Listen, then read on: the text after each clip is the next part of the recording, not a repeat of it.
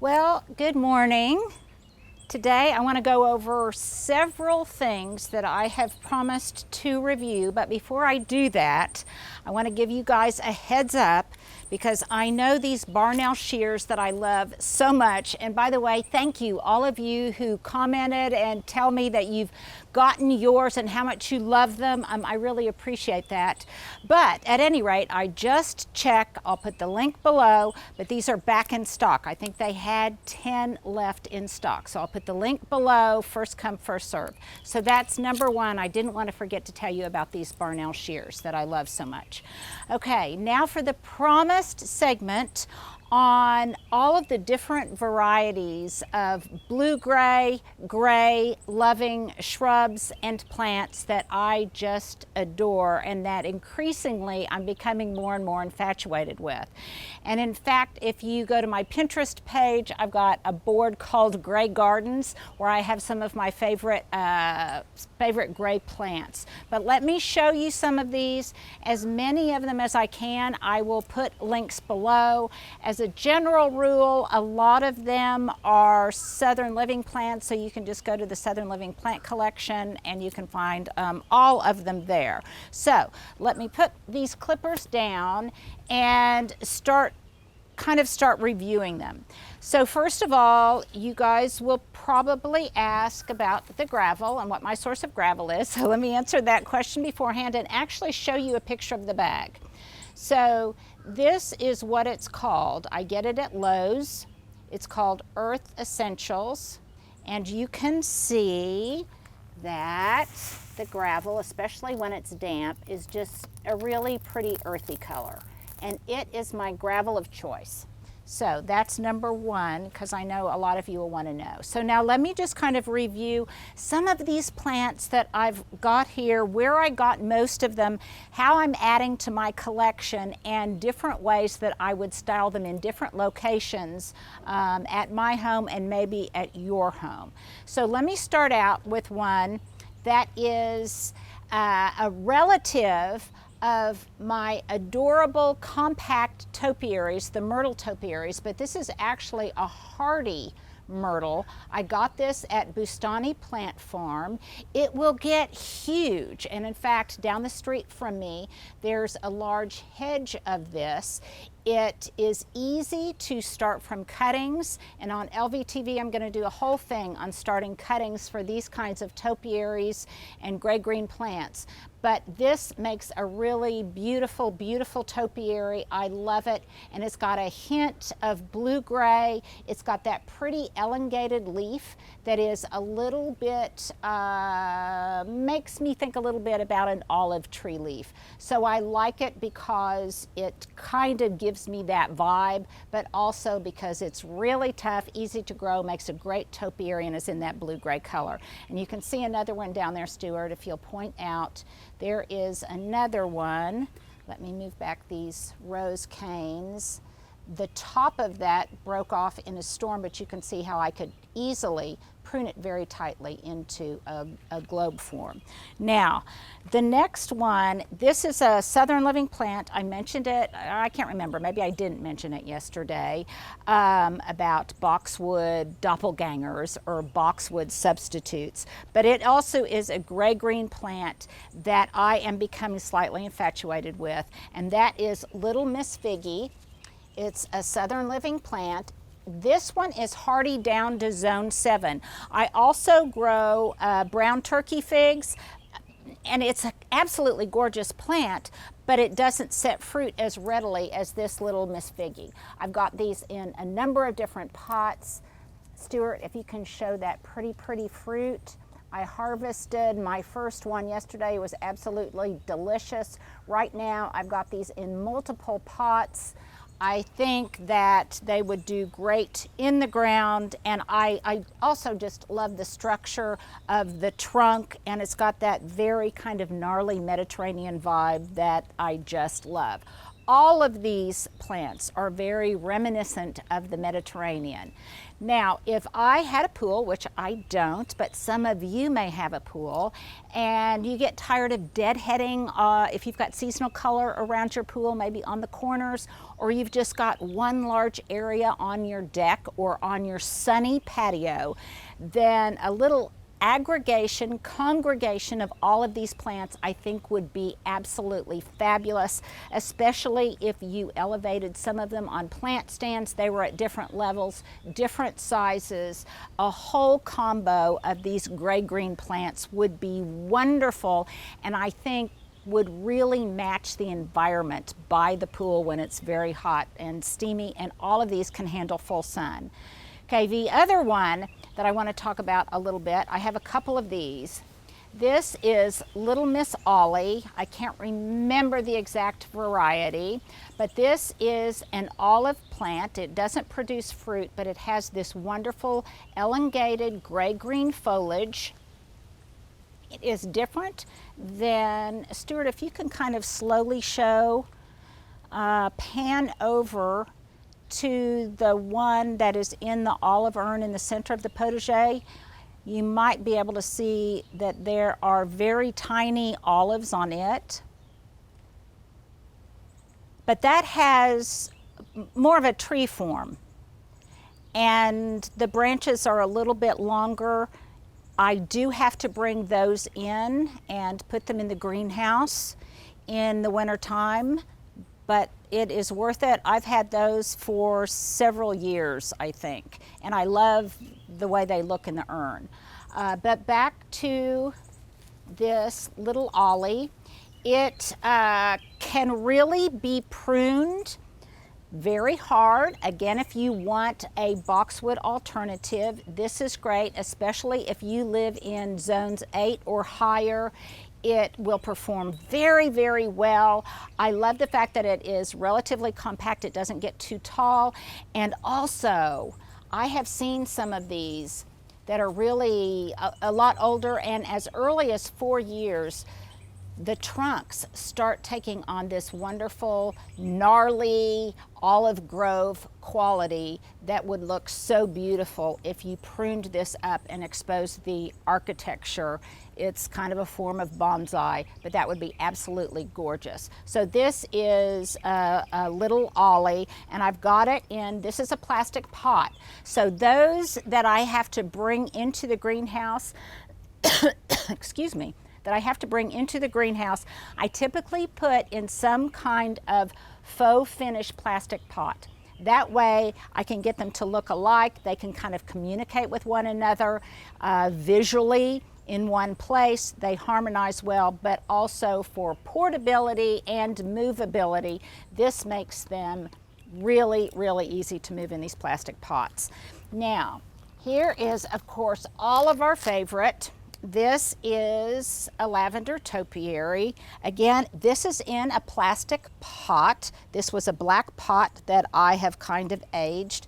This I will put into the greenhouse in the winter time. It very possibly could overwinter, but I just don't, I'm not going to take that for granted. I will a little bit later talk about different things that I've done to ensure that these kinds of lavender plants and topiaries live after you bring them home, because very, very frequently it happens to me, I'm sure it's happened to you, you bring them home, you enjoy them for a while, but then as soon as it gets hot or for whatever reason, they expire almost immediately. So I'll try to do a video on that. Now, on the boxwood alternatives, I talked a lot about Distylium. This is the Jewel Box Distylium with that absolutely gorgeous blue-gray, tightly formed leaf fronds. They almost look like fronds to me. And this is really beautiful. It's tough. It will be a good alternative to boxwood. But it will also be beautiful when I repot it in this black pot that I will age to look like my other ones. It almost gets a look of aged zinc when you use a black pot, and I'll put a link to the video on how I kind of got that patina on the pots. You can see that this is a Southern Living plant. I'm going to repot it into a pot that is slightly larger. That's very important, I found, especially for lavender. But on all of these blue-green plants, they get very root bound and they really need more root room to flourish. So if you can, pot them up, upsize the container that they're in. But I also want to show you, Stuart, if you can show the beautiful trunk on this Jewel Box Distylium. Again, I'll put a link below. And this one, I think I'm going to really expose this beautiful, beautiful trunk. And again, it will enhance and exaggerate that Mediterranean vibe. There was another variety called cast bronze. I'll show you when we get to the other area. These, again, great boxwood alternative, but I love the juxtaposition of all of these different plant textures all together in one location, clustered tightly. I just think they look wonderful. So this area is kind of is still a work in progress. So Stuart, don't trip as you come around the corner. You can see over here that I have some of the same plants potted similarly. All of these are plastic pots that I've aged. Look at this little Miss Figgy. It is just laden with fruit. And typically, these are a couple of years old, but typically when you get them, they even have fruit on them already. Now, I am doing a little bit of research on pruning figs to get them to fruit more heavily, but even more than the fruit, I just love the plants themselves. I love the leaf form, and so I'm not sure I want to sacrifice leaf form and plant beauty for more fruiting. So that's something I'm going to be experimenting with, probably on LVTV, but it's one of my favorite late summer and into fall plants. I love to use these on a charcuterie board or just a lot of different ways. So again, Little Miss Figgy is great. Here is another of these little ollies, and you could see that if I wanted to topiary this, I very easily could. And these make great candidates, great material for topiary. So come on around here. Stuart, be careful not to trip on anything. So over in the border, I have another pot of lavender, and when I do a whole segment on lavender, I'll talk about the multitude of different varieties there are. But I love the way, again, all of these leaf textures, let me get a little tussy-mussy going for you here, how all of these leaf textures and fronds all just harmonize so beautifully together. They are just slightly different, subtle nuances in shape, in color. Even the iris that are in the background have that same upright, vertical, stocky form of blue-green. So for late summer, early fall gardens, this stuff just couldn't be any better. Now, another plant that it's a Southern Living plant. I cannot speak of it. I can't be enthusiastic enough about it. This is Chef's Choice rosemary. And I don't live in California. I live in the humid South in a Zone 7 garden. It can sometimes be very hard, I think, to get a rosemary that can handle our cold winters, winter over, thrive, have great performance both in the garden and in the kitchen. And let me tell you, this rosemary does. And the fragrance is just beyond. If you take the long view of this border, you can see I've got 3 large clumps of it and some even growing out of a pot. This is its 3rd year. Every year it gets bigger and more beautiful. It always is miraculous to me how it can not look that great coming out of winter, and then it just explodes and performs beautifully. And right now it likes its time in the sun because it just looks fabulous. All of this is Sedum Autumn Joy. Here is another variety of sedum, and as you guys know on these, or most of you probably know, on these succulents you can just break off a piece and stick it in the ground, and over time it will form a new plant. This here is some more of that marvelous Chef's Choice rosemary. Behind this rosemary, and by the way, because you will ask, this tutor came from Gardener's Supply. This is a brown turkey fig behind this tutor. It froze and has for as long as I've had it, which is about 4 years, all the way to the ground. And sometimes it will set fruit, but unfortunately there just isn't enough time in the growing season for that fruit to mature to get much of a harvest. But this is one of those circumstances where I don't want to prune it back so much because I just love the plant itself. And look at the size, the mammoth size of those leaves. Those are large enough to use as placemats or to cover a tray or something if you're entertaining. So I love it for that reason. That's a brown turkey fig. If you had it maybe in an area that was a little bit more protected and had a little bit more winter warmth and winter protection, maybe if I mulched it better, I could get it to overwinter. Nevertheless, I love it. It's beautiful, and it will definitely stay in my garden.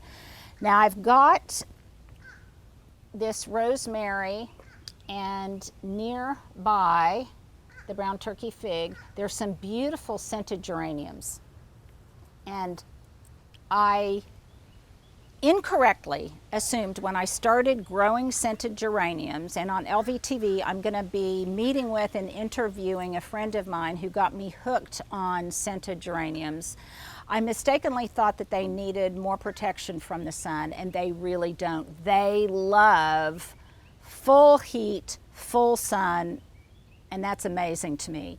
And when it gets really hot out, the scent of all of this rosemary and the lavender and the scented geraniums just infuse the entire area. I talked about this plant the other day as a boxwood alternative, and several of you told me that it indeed does make a brilliant boxwood alternative. This is that pineapple guava, the silver-leaved pineapple guava. This has been in the ground about 3 or 4 years. I'm being a little bit redundant here, but it looks so beautiful. I love the way it performs, and I'm getting ready to plant a couple more gallons in front of it. And the thing is, this stays kind of compact, you guys. This will get 3 to 4 feet high, 3 to 4 feet wide. It's called Bambino. I absolutely love it. I've got some also growing in a pot that I can prune up to expose the beautiful trunks. But don't you just love that silvery gray foliage?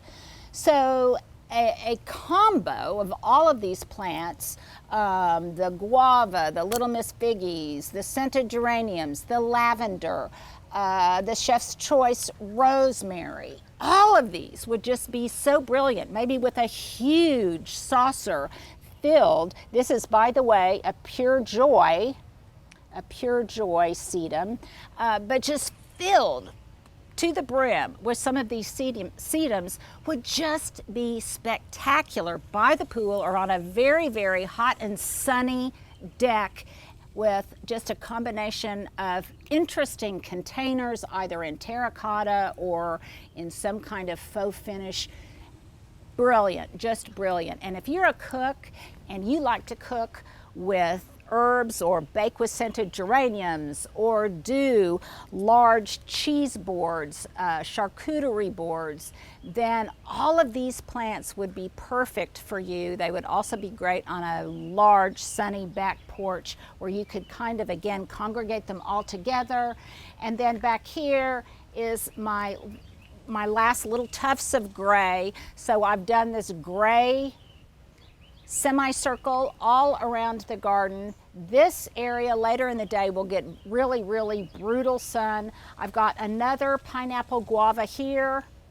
I love it in this planter in kind of a topiary form.